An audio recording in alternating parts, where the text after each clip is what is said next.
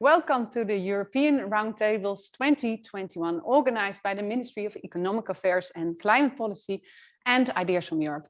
My name is Sonja van Meerbeek. I'm the director of the Sustainable Scale-up Foundation. We run the Ideas from Europe program. And together with Tess Rutgers, a strategic advisor at the Netherlands Enterprise Agency, we run today's session. Today is all about impact entrepreneurship, the uptake of impact entrepreneurship, impact investment, and impact innovation. And the last 2 days during the European Roundtables, all kinds of innovative entrepreneurs have worked together with corporates, with scientists, with policymakers to come to tangible calls to action needed to not only create markets, but also to realize market breakthroughs needed, especially all in the field of personalized medicine, space wisdom for smart cities, people flows, and energy storage solutions. And I hear you think, what does all those subjects have to do with each other? But really, there is so much in common, because in all these themes, they have related issues, they have related challenges, especially in the field of digitalization. So today is a wrap-up of all these sessions. The representatives are going to tell what they have been discussing, what they've learned, and their calls to action to audience, to panelists inside here and also online. But first, I want, before I introduce the panelists to you, I want to welcome our other online participants. A note for you, you can use the chat function. There are people here working on the chat. If there is time, we can answer your questions. And you are muted, but when we give you the floor, you can take the floor. And for our viewers on YouTube, well, there isn't a chat function over there. But if you have any questions, of course, go to our website or on Twitter, and we try to answer you. So today, panelists, we have 6. First is Clémence Ros. Clémence, I see you online. Hello, welcome. Clémence will join us. She is a non-executive board member, and she is here because she is the ambassador of life science and health sector in the Netherlands. Welcome. We have Bart de Lathouwer. He's in the room. Bart, you're the president, and I have to say it correctly, Open Geospatial Consortium. Welcome.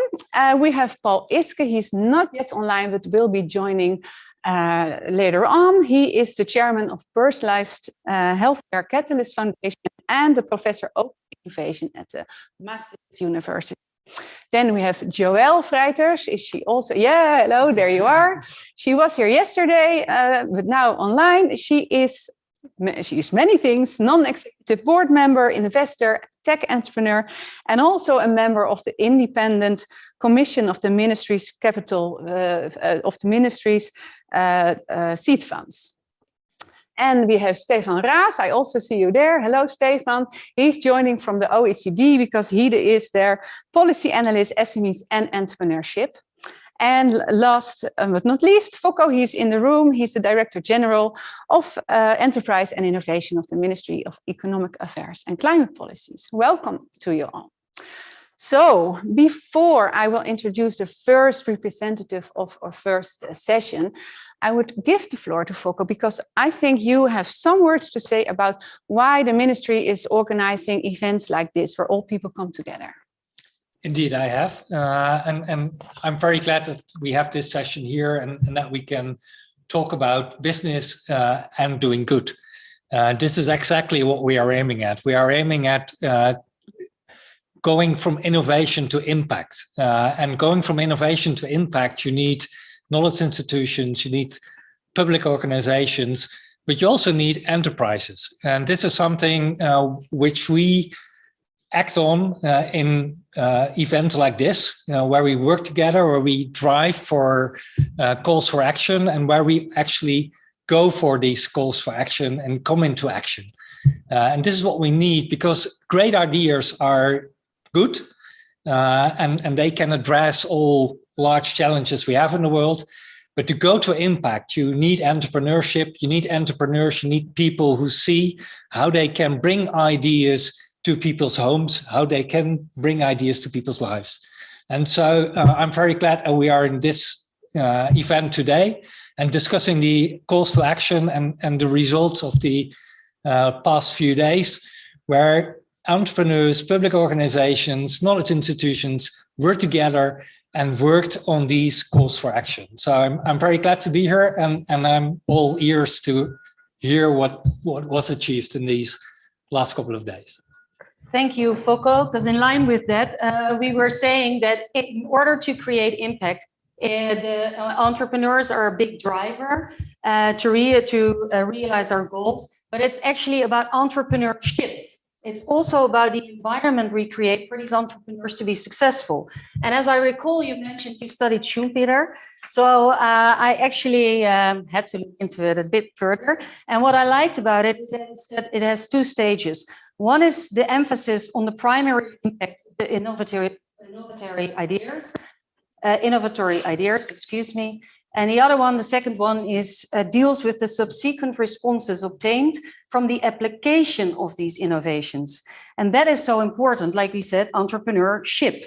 And another interesting thought in line with Mariana Mazzucato is that she says it's all about fundamentally restructure capitalism to make it inclusive, sustainable, driven by innovation that tackles concrete problems, which means changing government tools and culture, creating new markets of corporate governance, and ensure that corporates, government, and society all get together and share a common goal. And this is exactly what we should do. And theoretically, this is all great. But in practice, practically, the big question is how. And this is one of the things we're focusing on. Through the value trade methodology, we can practice what we preach. So we get from a collective value case, including the citizens' perspective, to go to calls to action. And in line with that, please let me introduce the first person to present, Martijn. Yeah. Yes, please. Yeah, welcome.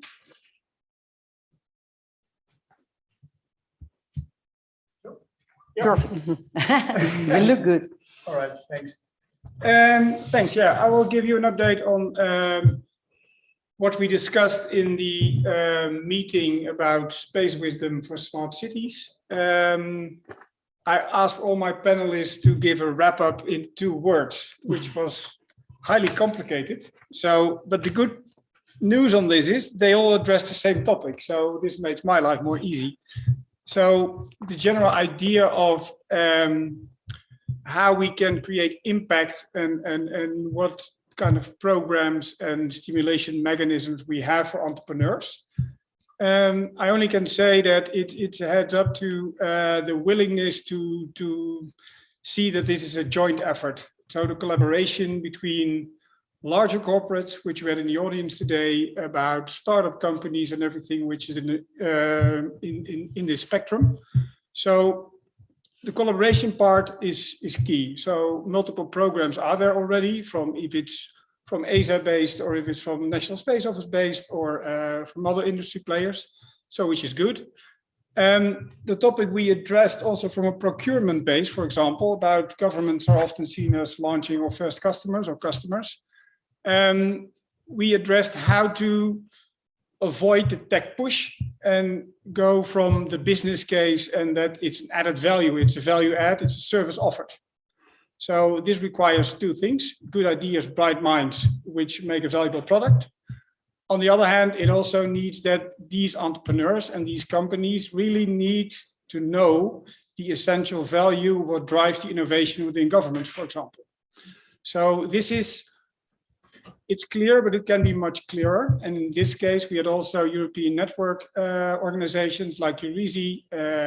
Other network organization is ERSC, which is the organization of remote sensing companies. These can be platforms for reaching out. So crossing the bridge between government and industry, for example, not necessarily pushing some industries because they have inside information, for example, or information from governments. So they can really be a part of this innovation chain instead of, look, I give the information and I develop the prototype for someone else's product in the end. So this isn't very stimulating for the market. So takeaway on this is, I think building stronger relationship with this network organization give them a common spot in how to tell and speak about the innovation needs of governments, for example. We addressed the space domain. We all agreed on the following, that space, you can present it as a highly complicated playground for highly skilled scientists. Might be the case. On the other hand, without Netflix, no TV viewers anymore. So for daily base and daily usage, it is how do we cross the bridge and how do we make it data available and services available based on space data, not because it's space, but because it's another reliable data source developed by already taxpayers' money via the European Union or European Commission contribution. So services are there. Of course, a remark is some services are offered by public bodies, but are they public or are they private? So what's their role in this field? And how can they stimulate the market and market developments of companies instead of being a competitor offering services funded with public money? So which is also an issue. Yeah, we addressed that there are support mechanisms, for example, in collaboration with ESA-BIC, with ESA, and well, smart cities based on space data. It addresses the topic of Earth observation, navigation, and communication, which is almost like a triangle in which everything should work. And the Netherlands is great for building prototypes and validating, but space is a global business, so we should act as a global player. So, thanks. Okay, that's very interesting. Thank you, Martijn. Very interesting case. What you're talking about here is this space data. It's a whole new market, and you want to integrate it with the smart city, which is also a very complex market. So, especially in this case, it's so important that multiple stakeholders collaborate from the beginning to adjust to one another. And what you mentioned is there, especially in this space where there is no one problem owner, one solution, and the role of the government can be very important, especially as launching customer, I hear you say. Yeah, as customer launching. Yeah, customer. so you are responsible for the space policy, and also for the innovation-oriented purchasing. What can you respond, and can you maybe give this a little boost or something? Yeah, there are a few things which I like very much in what you said. Obviously a lot, but a few things I want to highlight. One is it's actually very good that you start with demand. So in a lot of innovations, they have a supply or technical push, and they don't think enough about what is the actual demand. What are people actually asking for? And this is something which we can create in these collaborations in a sort of co-creative construct. And for example, at the ministries we work with startups and residents, where we take them on board and try to get to the actual question and let them work on the actual question in close collaboration with the people who have the demand. And if we can flesh out the demand more clearly, also in the case of space data, in close collaboration with cities, in the case of smart cities, then we can come to actual solutions, not only supply driven, because there is a supply side to it, or technical driven, but also addressing the real demand. So this is just one example. And this is also something which we should do from a government point of view when we purchase and when we get to the offering. We have a government agency called Piano, which is actually working on that and trying to help us as government bodies to articulate their demands in an innovative way, in an open way, in an inclusive way, also to attract new people, but also to don't ask for too complete solutions, but ask for open solutions for a problem, addressing the problem rather than being specific on how it should be addressed. And in that way, you can also create a demand which is open to newcomers, which is open to innovative solutions. And this is also how we try to work with the Netherlands Space Office. And it's only good to hear that these type of organizations are on board in going forward and addressing the issues that were put at the table in your call to action. Thank you. Yeah. Thank you, Foko. And in this case, Joël, I was interested to ask you for your thoughts on this. I'm listening in. It's a very broad question. I think the piano approach sounds very good. If we could do something similar for large corporations, some kind of stimulus to really work with startups, not only in the innovation department, but just in normal business. I found looking at a lot of startup and listening, it's still difficult if you're not yet a very big company with all the certifications in place to do business with the larger companies in our country and the government. So I really like this approach, but it would be great if we can have a similar, let's say, corporate sort of corporate responsibility to really embrace local startups and work with them and guide them in that and be a sort of good fatherhood for innovation in our own country by larger companies. So that's something I would like to see happen. Thank you. Does that make sense?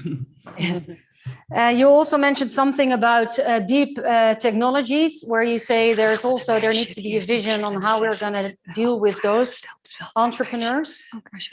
Yeah, there you definitely need the industry. If you have more deep tech innovations, you need the industry ecosystems in Limburg, in Eindhoven, and the larger companies to work with you, because simply the whole setup from scratch of a plant or production line is impossible without the industry. So there you do see more collaboration. It's also definitely needed because a normal VC route with a VC fund that has a 7-year, 10-year window doesn't work for most deep tech startups. So actually we should move from a business case to a value case in order to really understand the potential value that can be made. I think that Bart, who's standing next to me, you might experience similar situations because you're working with the Open Geospatial Consortium. And obviously this is like deep tech, and you could see that you need multiple stakeholders to collaborate and build those value cases, right? Absolutely. So actually, you stole much of my thunder in my response. I'm gonna. Great. Yeah, it's great. I mean, I totally support. I wrote it down. I was like, oh yeah, I was gonna say that too. So let me try a different approach, and I'm gonna swear in church first before seeking for forgiveness. Space and smart cities are very much up our wheelhouse in the OGC. We provide both the interoperability specification and for Earth observation and for smart cities. It's bringing the two together. That's the interesting bit. Now, this is the piece where I'm going to swear in church. I think the space industry still is a solution looking for a problem. End of insult. But this is where the opportunity lies as well. And that's what we label as new space. Mm-hmm. We want to innovate using all the hardware, the uncountable hardware that is up there already, and make that to use for society, for an impact on society, for your words, which we totally buy into. And it's that combination of space with the space and smart cities is not something you'd expect. This is against the grain. Let there be no doubt. This is difficult, and that's where the opportunity is for me, and for the entrepreneurs and society to make that impact, is to turn that Earth observation data or space data, so you want, and massage it in such a way that it becomes usable for cities. Forget the smart bit, by the way. So that it becomes usable for cities. And so that, you don't have to go make a slice into a data cube and that sort of stuff. Simply find a problem that you can solve that has an impact in society. The technology is there. So that would be my first one.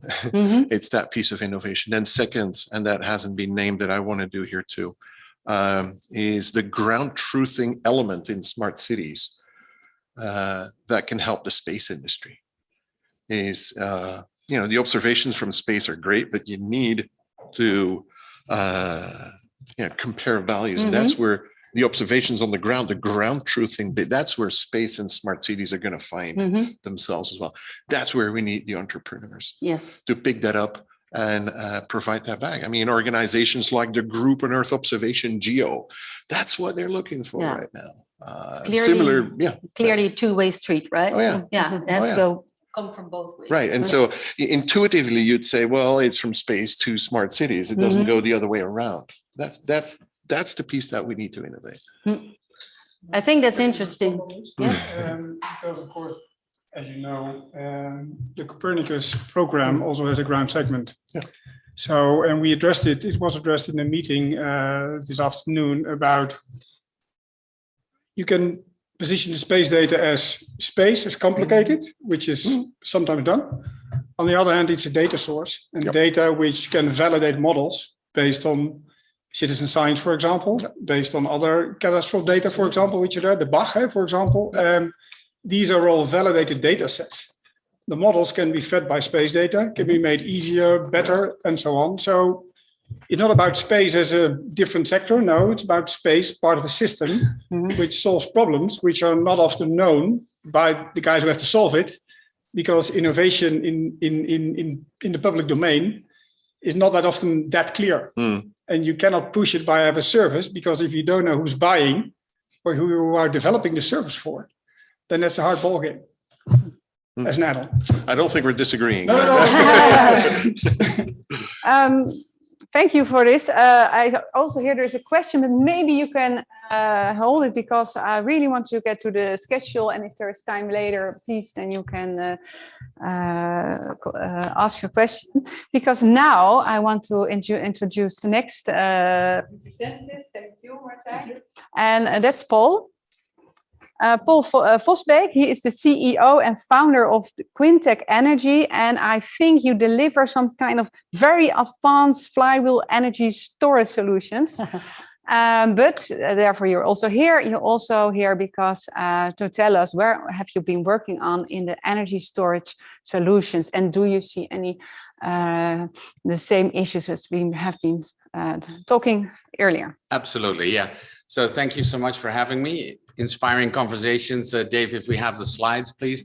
So I did opt to use some slides, since we have this vision that before you start to conquer space, we still have a little planet problem to solve right here. So I hope I'm not swearing in the church more than you did, but I saw you were forgiven, so I'm assuming I will too. So again, my name is Paul Vosbeek. I'm the CEO and founder of Quintech Energy. We are providing the world's most advanced flywheel energy storage solution, which was developed by the Boeing company for an aerospace program as a defense platform in space. That was discontinued. The flywheel was still here.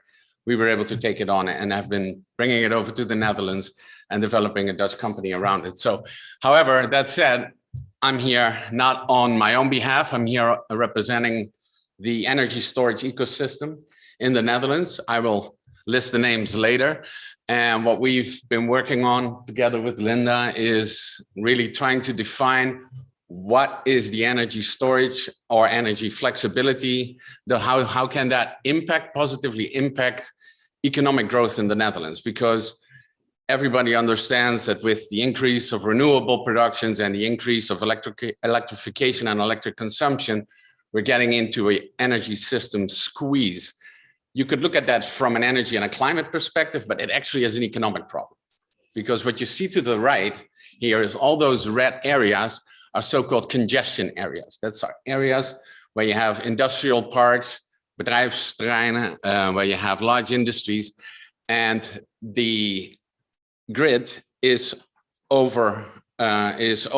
So you cannot push any more renewables onto it, and trying to get a new connection from it is also very hard. So that's the problem we need to solve. And that's what we've been working on with this large working group. And if you take us to the next slide, Dave, we can show them. So it is Fme Energy Story NL, the folks from InvestNL, Tenet was there, which is our transmission system operator, Alliander, one of our grid operating companies, Alphen, Mott McDonald, PowerD, of course, myself, Alistor Flow Batteries, Emmet Green, Code 21, and Greener. So this is a nice cross-section of the energy storage ecosystem in the Netherlands. And it was quite interesting to get all these different people with different perspectives come together and try to grab these issues that we're looking at and try to define a very tangible path forward. So what we've done is we've divided it up into 4 cases. So there's the case grid and grid management. There's EV or e-mobility. There's industrial electrification and built environment or the urban space. So what we've done is, of course, we are working on something which is long-term. This is a long haul to solve.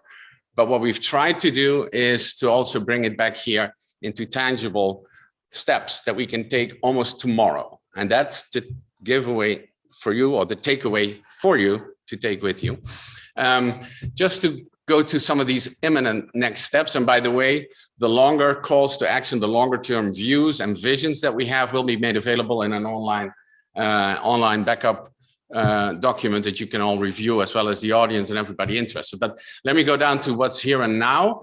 Is one of the steps we're seeing is the financial market needs to provide more risk and more growth capital. So this could be backed by the government, but also by impact funds like, for example, InvestNL. Actually, they proposed this bullet to be on there. So we put them on the spot for this one.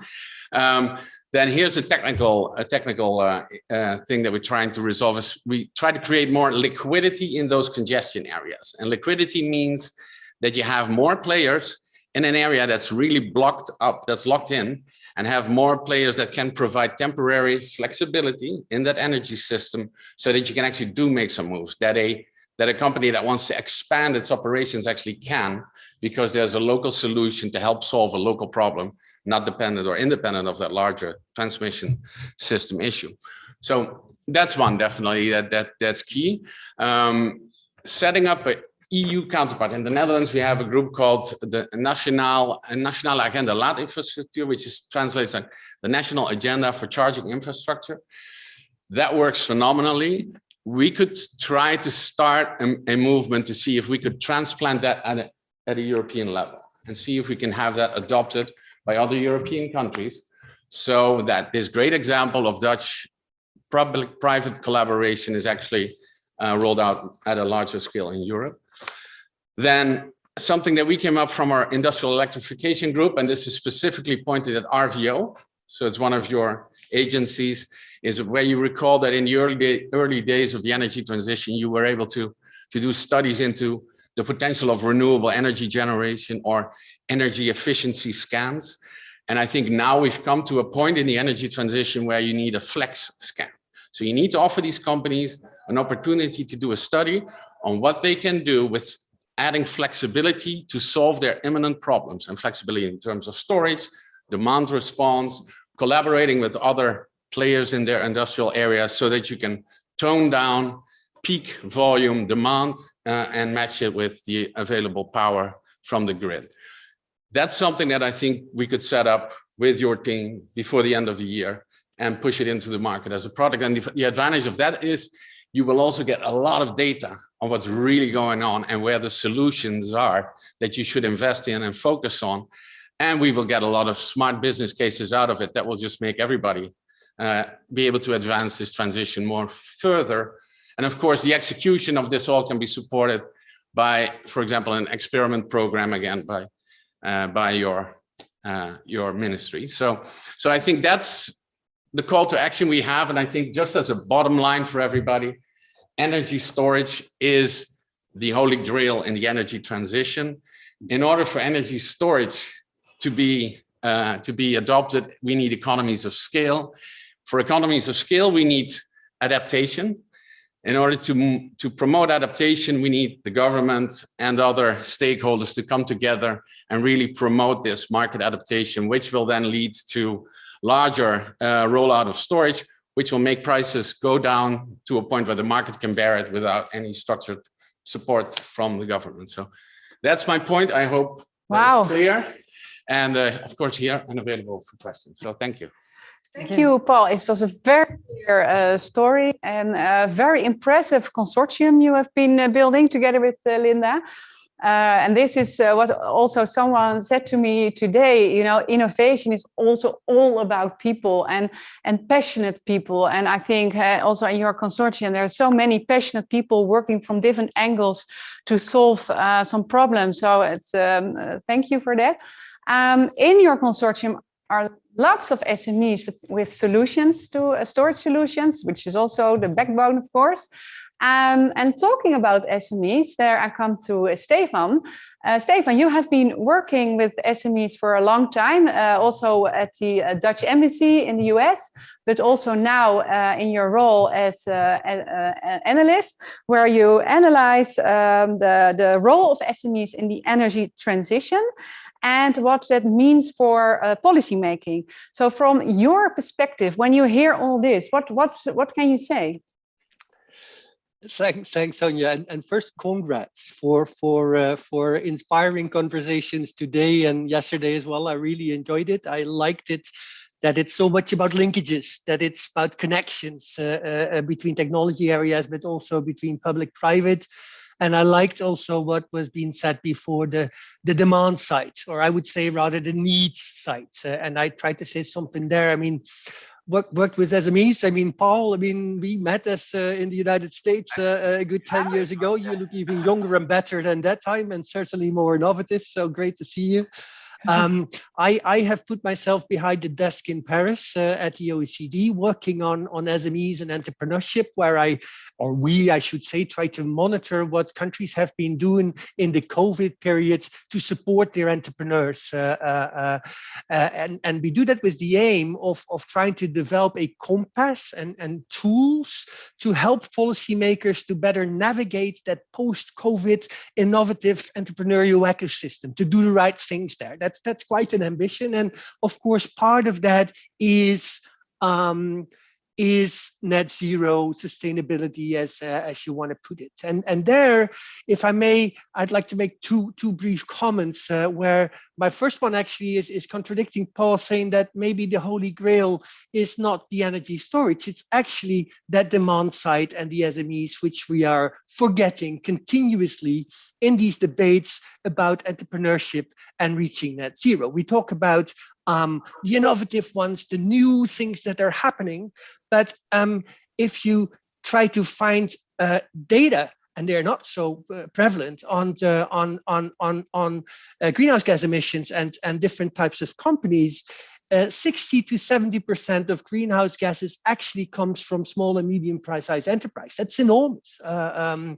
And what worries me a bit is that whilst that is a very important challenge that I think should, if you look at it from a needs perspective, be very central in the discussion, seems to be absent.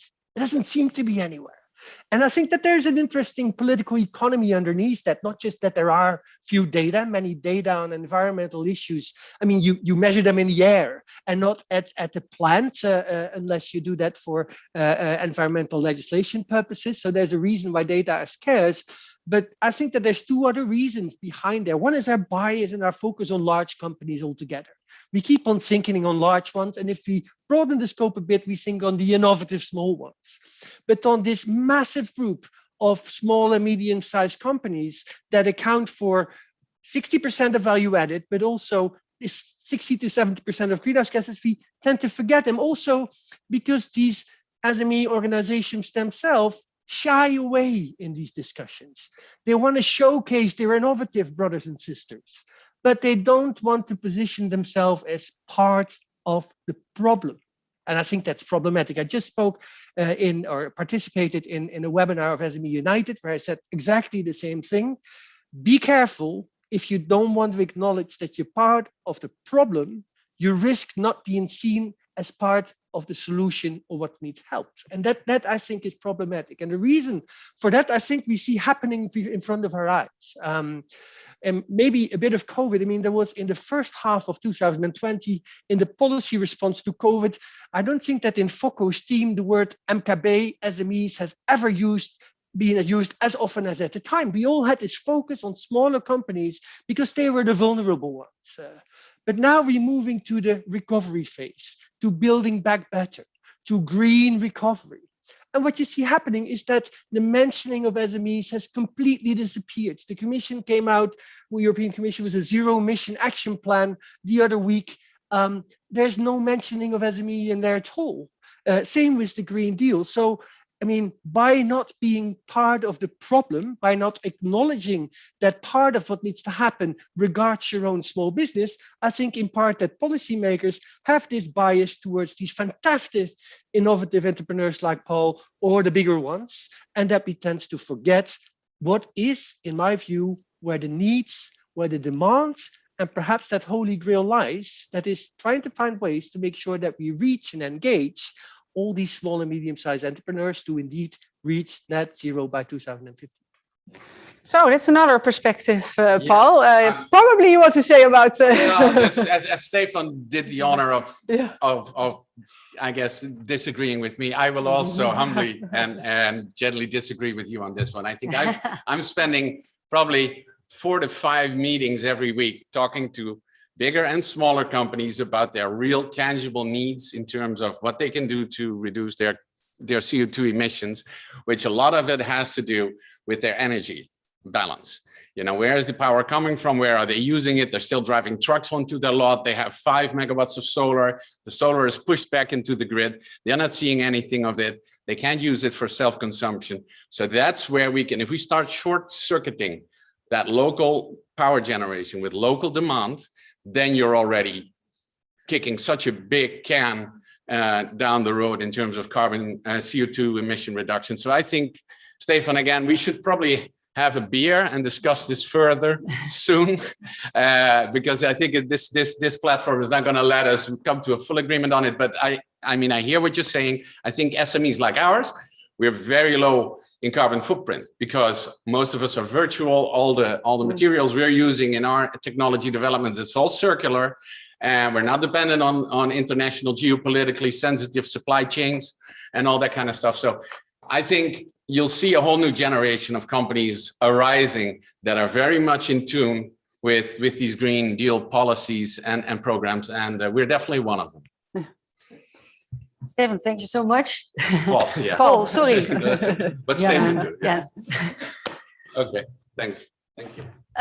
Talking about data, this is obviously one of the big things. And by the way, talking about extremely impactful innovation, that's something that we've seen in the value track, personalized medicine and treatment.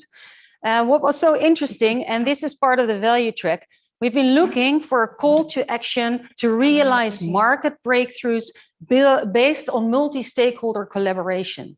And what is so interesting is that this is obviously something that is it's a global issue, though if we don't start with smaller groups to find these solutions, to work on these market breakthroughs, it is tough to keep ahead of all these innovations and all these technology innovations that are coming to market.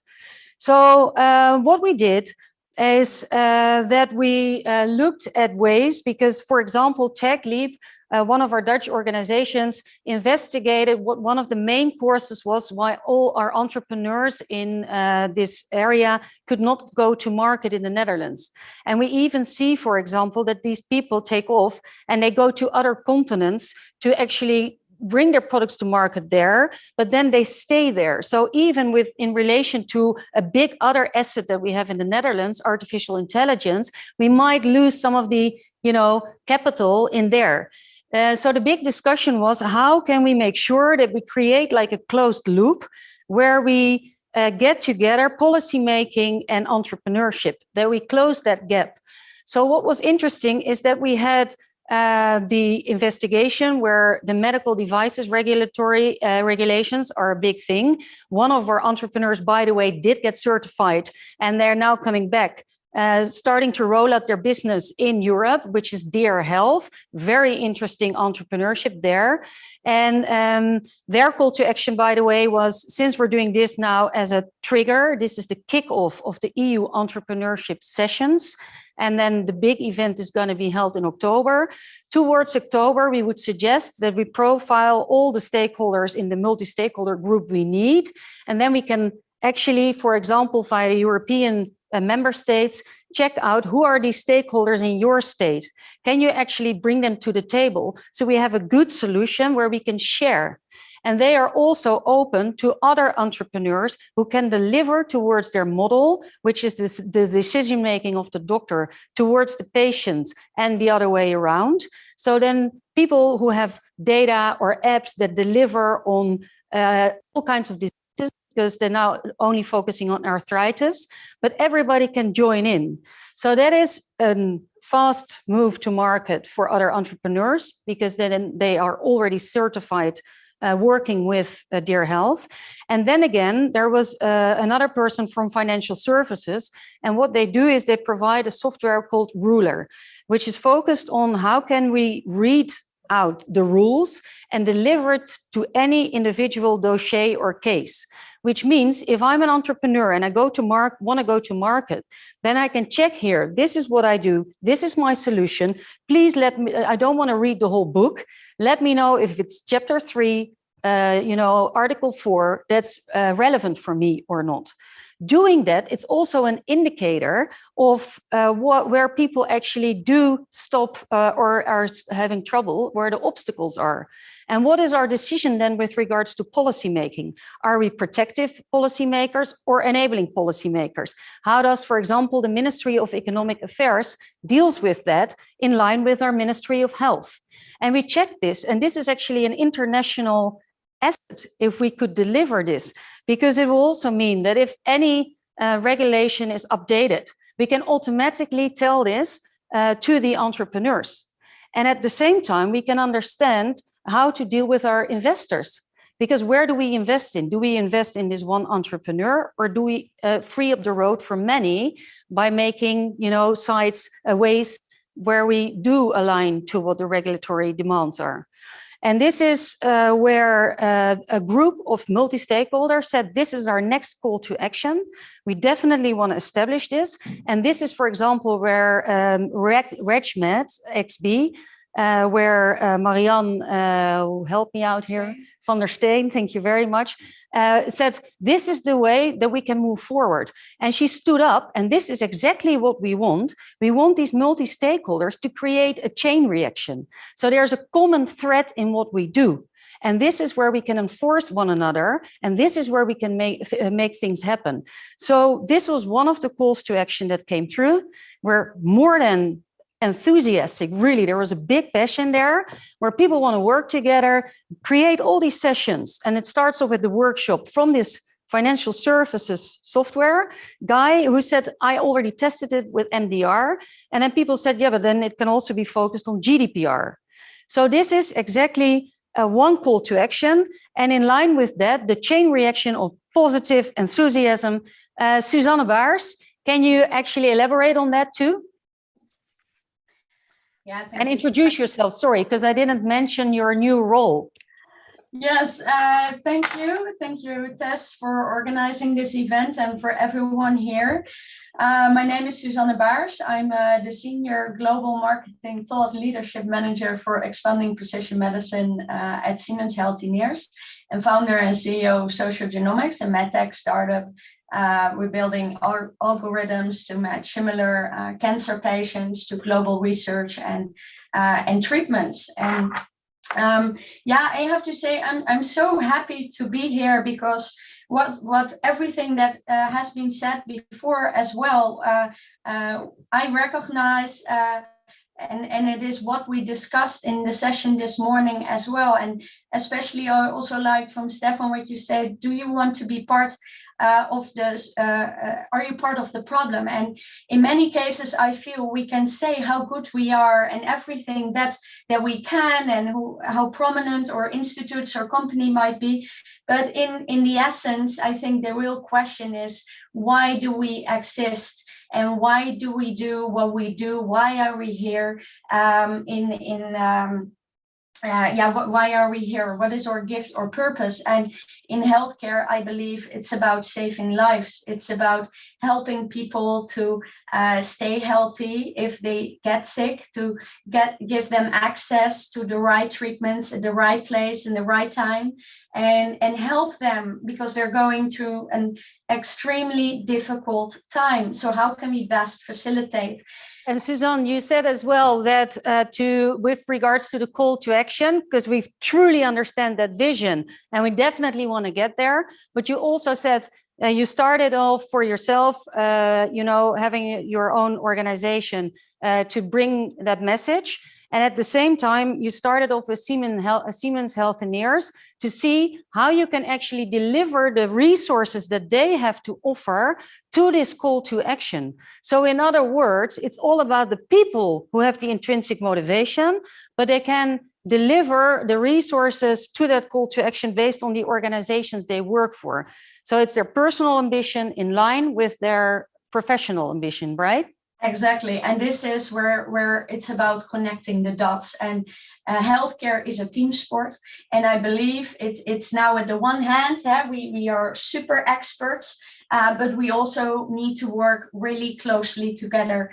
How can we connect the dots? How can we better learn from each other and tap into this collective knowledge and experiences and wisdom in the world? And I think that is something here today we can realize, we need to realize, because the people and the technologies and the parties are there. So once we're connected and we start sharing, we can accelerate innovations and make that happen and ensure that people don't move to the US or to Asia, but also want to stay here. And exactly, that was one of the other triggers that we had was with regards to algorithms. It's not only about the medicine, it's also about the algorithm.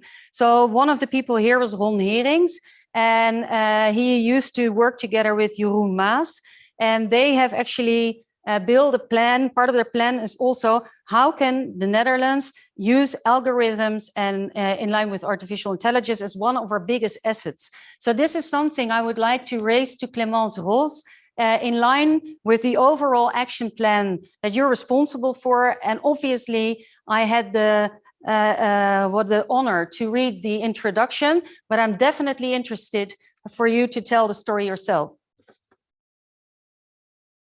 Oh, you're on mute. Yeah, I'm unmuted now. Thank you, Tess. Yes, this resonates so much with what the action plan is all about.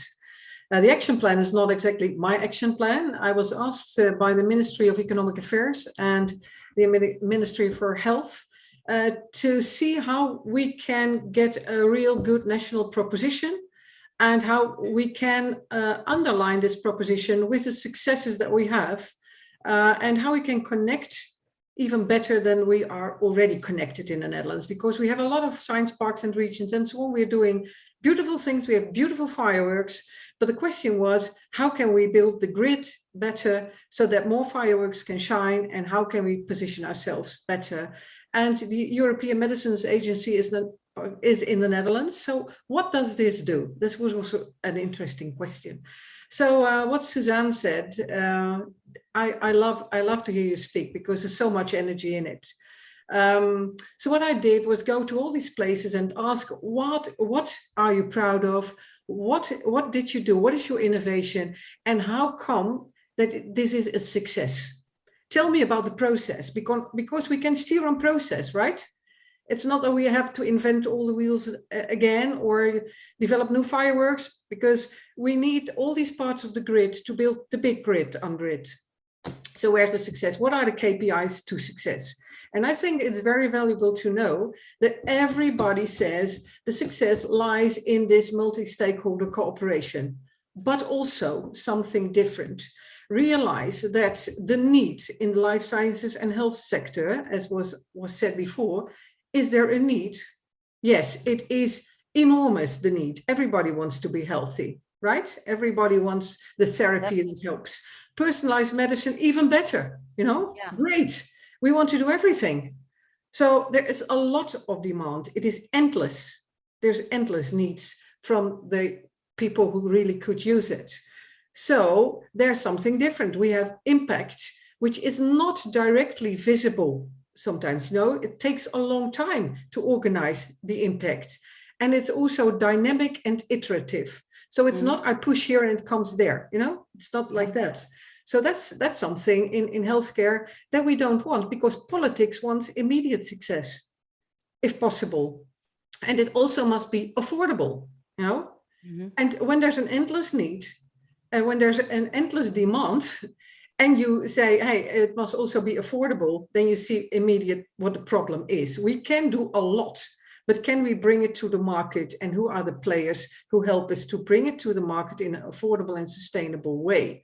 So that is in the life sciences and health sector is a thingy, let's say. It's a big thing. So I think it's very good to underline that all the players in the field, because everybody's inspired and wants to do it, from academia to industry, that's the whole ecosystem. But the ecosystem itself needs to think about this affordability, sustainability, and how you can do it. Because that's very important. We all do not want to pay 1/3 of our total income to healthcare insurance, don't we?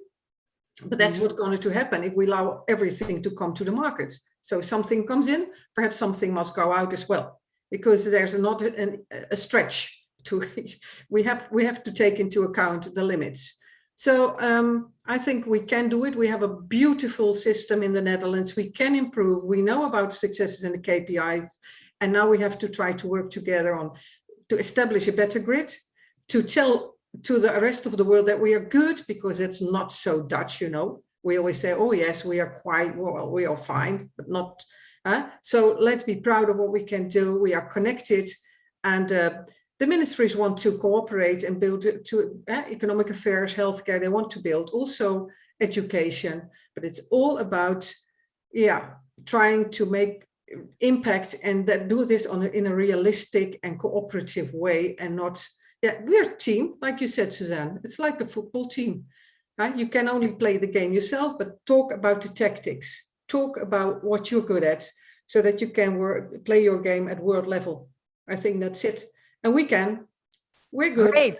I love you saying that we can, because we all want to team up. So very happy with your words in that sense.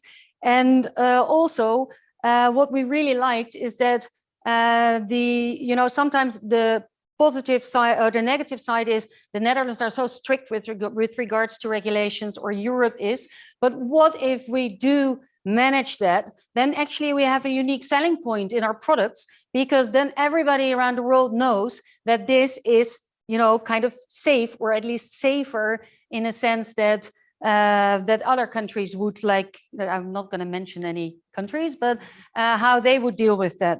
And what is interesting is that if we look at the way we could build together on these assets, also looking at data, also looking at how this was dealt with during obviously this COVID experience, I think that Harmjan, I would like to introduce you, because then we'll go to the next value track, which is people flows. And that means people moving in public crowded places seamlessly from A to B. I can invite also, because this actually is all about collaboration. So I'd like to invite Miranda as well, Miranda Jansen from the Rotterdam Innovation Airport. So please Thank you. Make a short introduction of yourself. Okay, now short, I will try. Rotterdam Innovation Airport is a network, about 70 partners, enterprises, knowledge institutions, and governmental organizations, regional as well as national. So that's not much, but what is important that there are no free riders. All partners in the network work together on their ambition, their shared ambition, and the ambition is to transform the Rotterdam Airport into an airport for innovation, part of a new district for sustainable aviation, because I'm not from the aviation sector, but I found out that there is a lot of aviation connected industries in the region of Rotterdam and The Hague. And that's an important industry because they deliver parts to the big ones in the world, the Bombardiers, the Boeings, etc. And so there really is a perspective on contributing to sustainable aviation for the world from the Netherlands, made in Holland, exported to the world. But we need to join forces. We need to create a operational airport, which is a lab for innovation, surrounded by an area which gives space, literally, to innovative enterprises and knowledge institutions. And that's what we are working on. And of course, people flows, seamless passenger journey, using data, realizing sustainable energy, creating talent with new educationals, etc. All comes together. So it's a mini world in which we try to create a sustainable economy by digitalize, doing energy transition and innovate at the same time functionally, but also connected to a region. Something like that? Yes, absolutely. And so you see, so my name is Harm. I'm the CEO of iLabs Technologies and founder of Chief Strategy Officer of Okudu, an identity company. And so what we found is that privacy can be an export product. We have been looking at the challenges in different value tracks, in personalized medicine, in people flows. How can we deal in times of crisis, but also for building a digital sustainable economy and society that we feel comfortable with? But we need the tools, we need the technologies that keep us safe and seamless with traveling. And seamless traveling is all about the experience. So when you book your flights, when you go at the airport, when you are automatically recognized, and you can check in without touching even and without losing your privacy or giving away biometric data. And I think the Netherlands has demonstrated in times of crisis that public services can come together. So we had in our value track, we had Brian that is part of the Dutch development team for developing the Corona check apps. So this is all about collaboration, the public sector on technology and private sector. Royal Haskoning, and more an engineering company that is looking at crowded places, crowd management. How can we apply those technologies that comes from different technology areas, artificial intelligence, video? How can you apply that in a way that Smart Distance Lab and Tessa from the research organization has demonstrated it can be done. It can be done to see and to organize even events like this with physical distancing, with safety and protection. So what we come up to with this local experience is that it's good for our today to experiment with these technologies, but actually to scale this, it needs an international level of playing field. So we reached out to the ID 2020 organization with the Good Health Pass. And it's a timely activity because they just released this week the blueprints for specifications of interoperability of the Good Health Pass. It's the digital COVID certificate, the EU digital COVID certificate, but not just Europe, right? It's an international, it's a global world. So we need to be in a global level of playing field.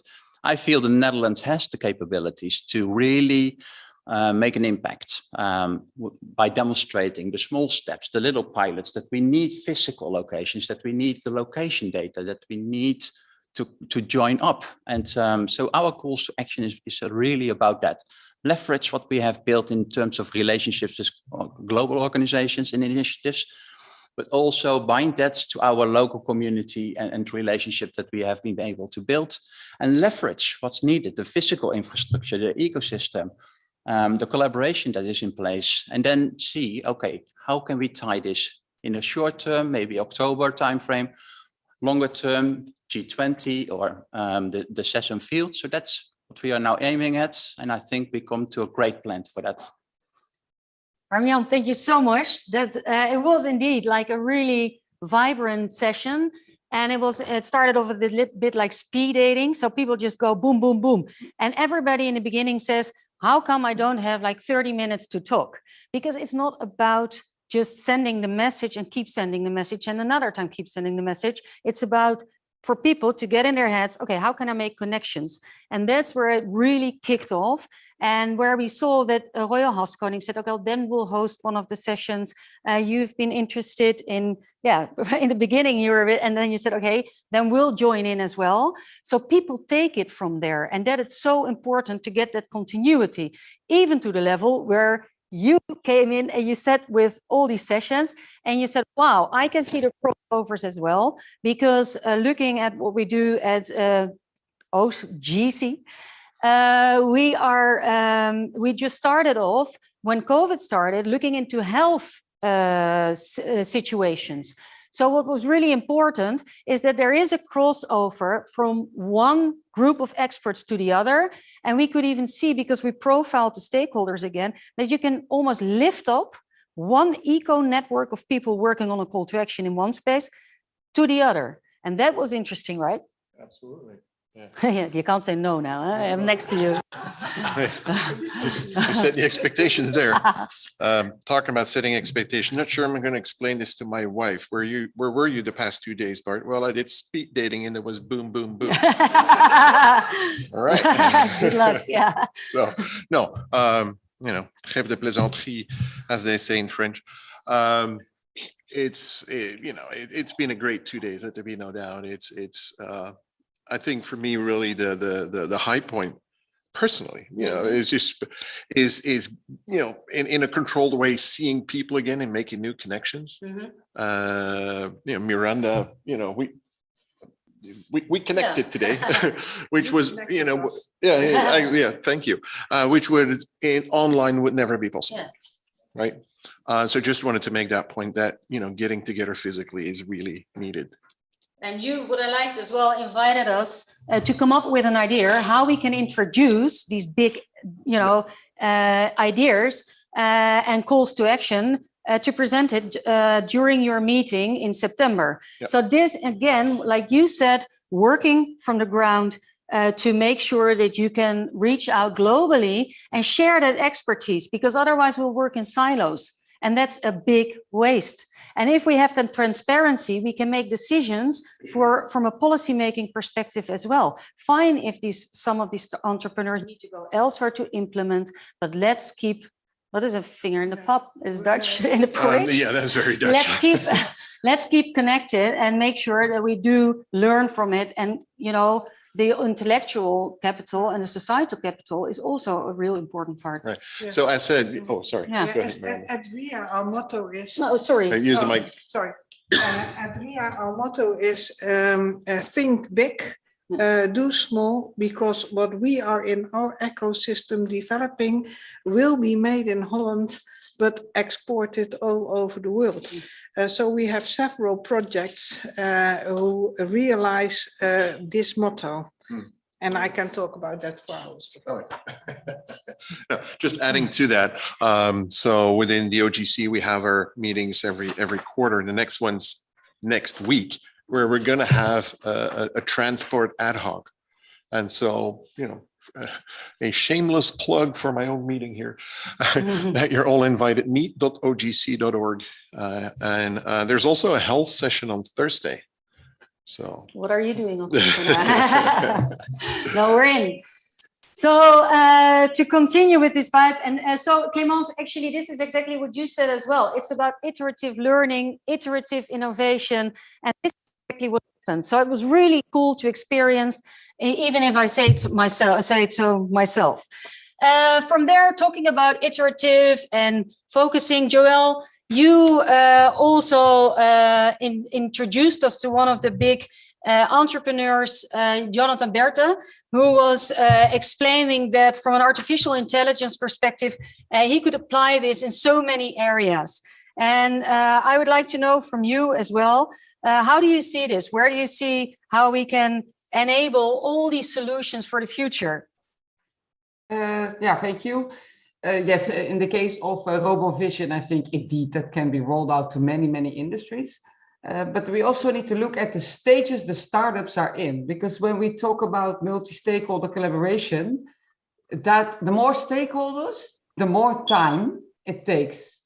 And depending on where a startup or scale-up is in their, is it a baby, a toddler, a child, a teenager, or an adolescent, they can participate in that. So I talked about the ladder yesterday, but depending on where a startup is in the ladder of maturity, they can handle a multi-stakeholder collaboration with larger players. Because what I hear back is if it's too many larger players, it costs them so much time, and maybe for over a year, the burning money and the savings. So we need to also find a way fitting each age or stage of startups to make that multi-stakeholder collaboration. And in the beginning, maybe simpler and more agile, and further on, bigger and more impactful. But yeah, we're working on it, and that's good. Making Great progress. So I'm really happy with this, and good to see everything coming together. And everybody. Thank you. As I mentioned before, we have another online participant, and that's Paul Iske. I'm glad I can see you now. Paul is professor at the Open Innovation at Maastricht University and has been also a participant in our sessions earlier. Paul, if you hear all this multiple stakeholder collaboration and this whole new way of working from a more systematic point of view, what can you say about the future from here? Yeah, well, first of all, I think I want to make a very big compliment for the past 2 days and also the whole preparation. It all stands and falls with, on the one hand, the topics, of course, that have been addressed, but also the people that have been brought together. And I think it's extremely valuable what has happened in the past 2 days. You call this a new way of working. Actually, it should be an old way of working. People just coming together, discussing ideas, discussing dreams. And what we can do now is something that we could not do before, is bring people together from various areas. Technology enables that. But most importantly, also because we are connecting now new networks, then the new possibilities emerge. And I see it happens while we are experiencing it. And I think that is extremely valuable. It gives us a lot of energy, and that energy was also tangible in the past 2 days. I think the challenge will be, and I'm pretty sure that Tess and everyone else who is involved is aware of this, that we need to keep up we need to maintain that energy, and we need to also get to results. And I think it is very important, and I also want to compliment the ministry, including Clemens and Peter, all the energy and the support they give to this development. But we should also repay more or less all that energy we are obliged to ourselves. Because if I see all these great people, and we have seen very, very interesting people presenting what they're doing, and I was, of course, I'm a little bit more involved in also in the personalized medicine and in the people flows. Fantastic new technologies, fantastic companies, Dear Health, very beginning companies like RCT Alert, the work from Ron Herings that I know very well. It is a lot of energy and a lot of knowledge inside. And there is one thing that I think that why this is so important, there is a structural underutilization of all that intellectual capital, of all that entrepreneurial capital. And I see this as a way to reduce that underutilization. And I see low-hanging fruit, it was mentioned already previously. And I think the best thing we can do is keep our eye on the future, but also keep our eye on the short term, see what we can do together in a very short notice to prove to ourselves that this is energy well spent. And I think that we are tremendously helped by the structure that has been given via the value tracks, via this meeting, the meetings that are coming. And I think it was also mentioned before, and that's very important. It is not a process that goes from one meeting to the next meeting. It is what is most important is what is happening in between. So I would really stimulate us and ourselves to, as soon as this meeting is over, to make appointments and to have our own roundtables, our own conversations, and report to each other. And another thing that I think is very important is learn. We have to learn because we're doing this now. It was called a new approach. Well, what is new is the structural application of this methodology. But we have to learn what works and what doesn't work. And we have to share that learnings as well. So looking forward to the coming period, I think these are my recommendations. Use the energy, use all these fantastic ideas and opportunities. Involve people that we, and that's good about our culture, and especially the Dutch culture, but I think that applies everywhere to Europe. If you approach people, if you ask questions, you get answers. So don't hesitate to ask questions. Don't hesitate to approach people. You see, we got these people together. There was no problem at all to get people in this room because we took action, because we approached them. So go out, be interested, share what you want to share. And I think then in October, but most importantly, also in between, we will have results. We will have a buildup of this energy. And again, I think we are very much helped by the fact that we are facilitated. We are helped by the fact that there is a structure and that we also recognize where we are in that process, who we can approach, who can help us. And if we put this all together, I think it's a tremendous opportunity to do things that we were not able to do before. And personally, I'm very much looking forward to see what comes out of that. Woohoo! I like it. Says we have a busy summer with all those appointments. Yes, exactly. We were thinking like after this event, we can take a rest. But no way. Sorry, Tess. We should have discussed before. Otherwise, I would not have said it. No. I know. I'll be honest. I actually got more energy out of this whole session. You know, now I need to storage it, obviously, but we'll find a way. You have storage solutions. Yeah, exactly. This is the last thing I want to say, but that's exactly the point that you make here. If you think, my business principle is very simple, is giving and taking. And I think if you organize it in the right way, everyone can get more out of it than he or she is putting into it. And if you achieve that, then you have achieved your mission. Exactly. So that smart matching will continue.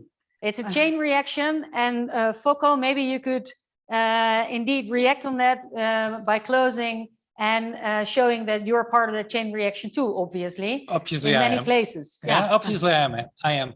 We began by saying entrepreneurship is very important. So we have a lot of challenges that we need solutions for.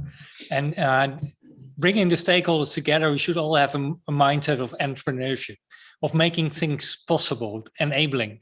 That also is true for government. And a second thing, and I'm totally agreeing with Paul, which is what is very important, and I learned during my career, is that you never should try to solve a problem by making the problem smaller. You should make it bigger. It gives you more degrees of freedom to get to the solution. And that is the way we should work and talk about innovation. Try new combinations, find each other. And with new combinations, as Schumpeter said, neue Kombinationen, that leads to new inventions, that leads to innovation. That's what we need. And the third thing, which is also very important, and why we were talking also in English, is because if we only think of the Netherlands, that's too small. A lot of you have said we should think big, and we should look for ways to lever this internal market, to lever the European size, and to ensure that our great ideas have a breathing space and have a space where they can actually thrive here, right in the Netherlands, within a European context.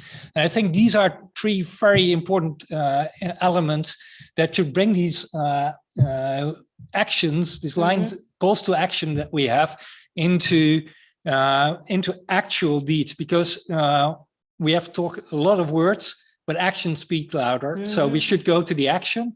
And indeed, we are working towards a new get-together in October with the European Entrepreneurship Summit and the Session Field, which is very fine, but then we should show the progress, and then we should show what we have achieved in the meantime. And we are certainly part of it. You can count on us. That's great. It's nice because everybody in the room already said, oh, but then it's, European Enterprise Summit. What about the rest of the world? And then we said, okay, we'll be brave. We'll announce there what the calls to action are on a global level. Yeah. Very anyhow, good. We're scaling. Yeah, we're scaling. Thank you so much. Yeah. Thank you also, viewers there. I'm sorry to say we go on the roof terrace to have a cold beer. You can't, but next time hopefully you will join us again. And hopefully see you also in October 14 and 15 at the Session Field and European Entrepreneurship Summit. Thank you, everyone. Thank you. Bye-bye. Bye-bye.